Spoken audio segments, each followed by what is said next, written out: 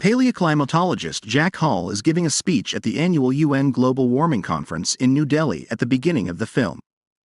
He alerts the delegates to the impending polar catastrophe that will cause everything on Earth to turn to ice. Jack says it might take a few centuries when some of the delegates ask how much time is left. However, the repercussions will fall on their own grandchildren if fossil fuel consumption doesn't decrease. Following the conference, Jack meets Terry Rapson, a representative of the National Oceanic and Atmospheric Administration, and they start talking about their individual results. It snows a lot as they are talking, suggesting that climate change has already started. Or perhaps it is only winter. Throughout the next few weeks, unusual weather patterns occur in many places of the planet. Huge blocks of hailstone start to fall from the sky in Japan, killing a number of people. These hailstones are the biggest ones that history has ever seen. Meanwhile, significant temperature dips are occurring in some regions of the ocean, according to computer data from Terry Rapson's monitoring station in Scotland. The unexpected and enigmatic nature of the drips caused the transmission signals to instantly freeze. In other news, astronauts at the International Space Station have observed massive storms developing in the Earth's troposphere. The following scenario takes place in Washington, D.C., while Jack is leaving his son Sam at the airport. A decathlon in New York has invited Sam, a gifted student, to compete. Despite the fact that his father is well known, Sam seems to be upset with him because Jack has never been there in his life because of his demanding work schedule. However, he tells Sam that if his family is alive when he retires, he will have all the time in the world for them. Later, when Sam and his closest friends Laura and Brian reach New York, they see a big flock of birds heading westward, perhaps in an attempt to flee something. Terry calls Jack from his monitoring station in the interim to let him know what he has discovered. He claims that there is not much time left for them to flee the impending Arctic disaster. Terry responds that something like hasn't happened in the last 10,000 years when Jack asks if it's harmful. After that, we are brought to a weather monitoring station in California, where a technician is having fun with his sweetheart. It is at that moment that he gets a distress call from a man informing him that hailstones are falling in Los Angeles. After hearing this, the technician flips on the TV and is shocked to learn that portions of the city have been devastated by golf ball-sized hailstones. He informs his employer to issue a tornado warning for the state of California over the phone. But it's too late now. Several enormous tornadoes quickly encircle the city and obliterate everything in their path. It seems like a really amazing gender reveal party. As a result, an urgent meeting is held in Washington, D.C. at the Office of Global Change. One of the attendees claims that something is awry and brings up the previous catastrophic weather events that have occurred in other places of the world. At that moment, Jack, another guest, informs the assembly that the North Atlantic currents are the cause of all that is occurring. The polar ice is melting quickly due to global warming, which is what causes the currents. He also said that the weather will get worse in a few days and that this is just the beginning. Jack meets with the vice president in the next scenario and tries to convey to him how serious the issue is. He said that there needs to be a mass evacuation in the northern states since the Arctic blast could happen at any time. But the vice president is a moron. He dismisses him and turns away. 3 helicopters are dispatched to the royal palace to retrieve the Queen because it is snowing rapidly somewhere else in the UK. They do, however, travel through the storm's eye, which causes their instruments to abruptly freeze. The 3 helicopters quickly come to an abrupt stop when the chopper blades fail as well. One pilot survives the collision, but he freezes to death the moment he opens the door. Sam and his companions return to Manhattan and attempt to return to Washington, D.C., but the intense downpour has caused all transportation services to be disrupted. The 3 of them walk onto the streets, desperate to escape the city, only to discover complete anarchy there. At that moment, an enormous tsunami suddenly materializes and starts to sweep the area. The Statue of Liberty and other towers are completely submerged, appearing to be nothing. When Sam and his crew realize there is an imminent threat, they dash to the National Library Hall to be safe. Thousands of unfortunate people are tragically killed and washed away. Afterwards, Terry gives Jack a call and tells him that the helicopters were brought down by the frigid air above Europe. This worries Jack, and he does some research and discovers that the hurricane is getting closer to the US than he had anticipated.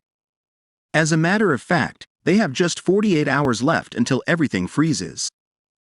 Then he opens the weather prediction, revealing the formation of 3 massive weather systems in various regions of the globe. They are growing bigger every day, and the polar state has already started in Europe. Sam, meanwhile, is searching the library frantically for a phone because there is no cell phone signal there.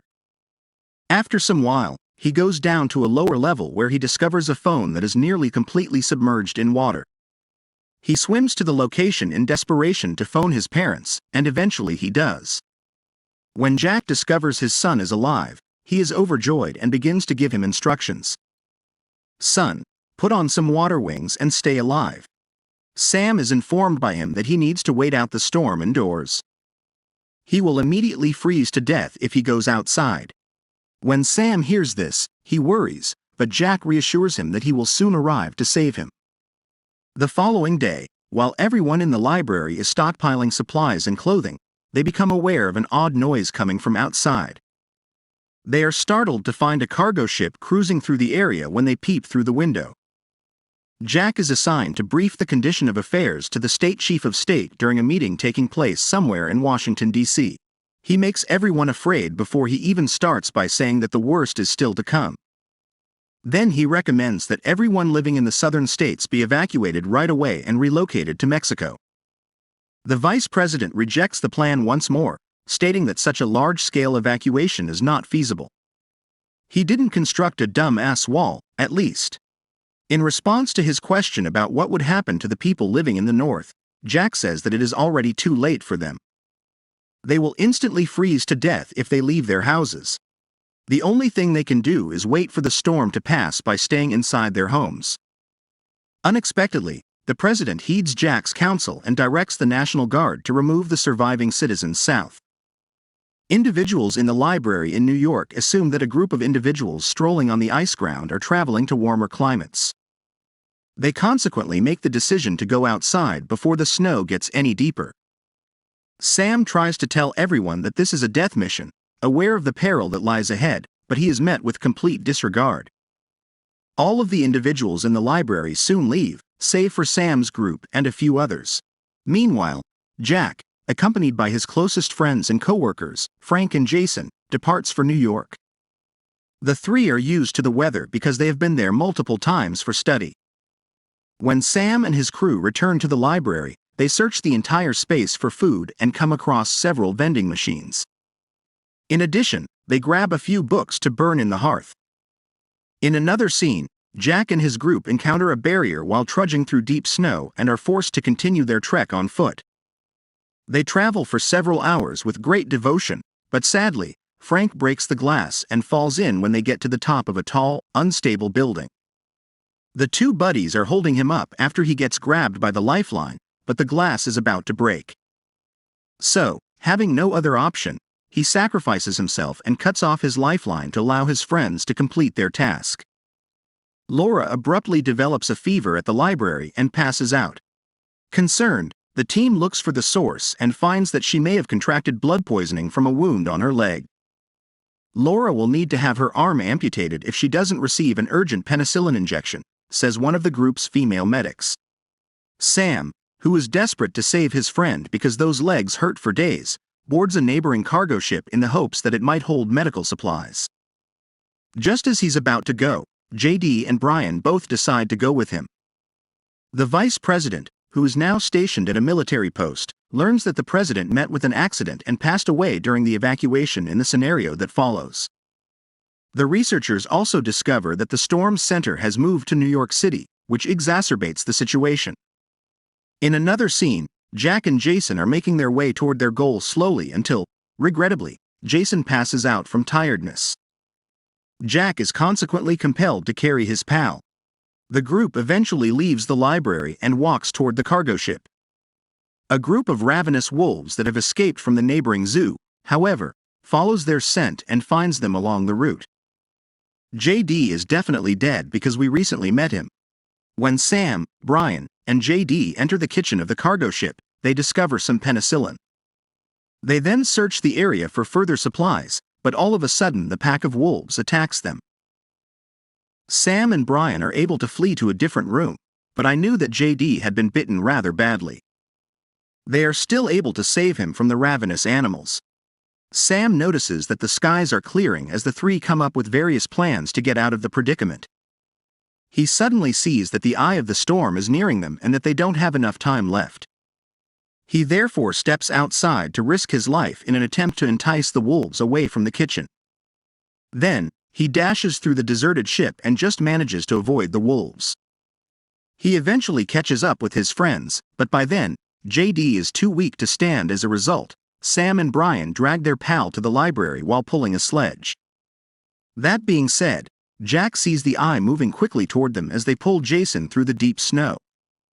Without any delay, he begins searching for any houses by digging through the snow. Luckily, he locates an open vent and lets Jason go inside before entering. Jack also makes a valiant effort to do so while using an open stove. When Jason eventually wakes up, he discovers that the entire area is covered in ice. Now that the storm's eye has passed, Jack intends to carry out his task once more. Jason tries to explain to him that there's still danger outside, but Jack says he's running out of time. The two ponder the destiny of humanity as they sleep in a tent that night. Although mankind have survived ice ages before, Jack points out that if they don't take appropriate precautions, they might not survive this one. After weeks of terrible weather, the International Space Station finally notices some improvement. For the first time in many weeks, they see landmass, and they observe that the storm is fading in Europe. Simultaneously, Jack exits the tent and notices that the clouds have lifted. And the sun is shining. The frozen Statue of Liberty and many ships that have sunk into the ice are discovered by the two after they have been walking for some time. They have been in agonizing pain and suffering for days, and now they have arrived in Manhattan. Nevertheless, they are horrified to discover that the library has been entirely engulfed by ice when they use a GPS to locate it precisely. The two, devoid of hope, are about to walk away when they suddenly spot a little gap in the snow.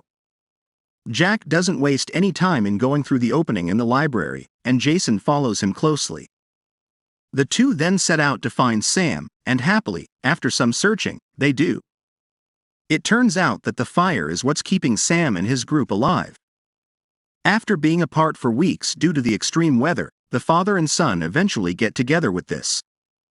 The action then shifts to Mexico, where the newly elected president learns that there are survivors in New York. He declares live on television that he would be starting a massive rescue mission to recover anyone who is stranded in the northern states, since the news delights him. When the helicopters arrive in Manhattan in the film's climactic sequence, multiple persons are discovered to be still alive. They are yearning to be saved and have congregated on the rooftops. Jack and his company are also reached by the helicopters, and they are ultimately transported south. As the film comes to a close, an astronaut from the International Space Station says that the sky is the cleanest he has ever seen as he looks out at Earth. He adds, "From here, I can see Bezos' D**** rocket." To support the channel, please like and subscribe for more videos similar to this one. You can also set on notifications. I appreciate you seeing.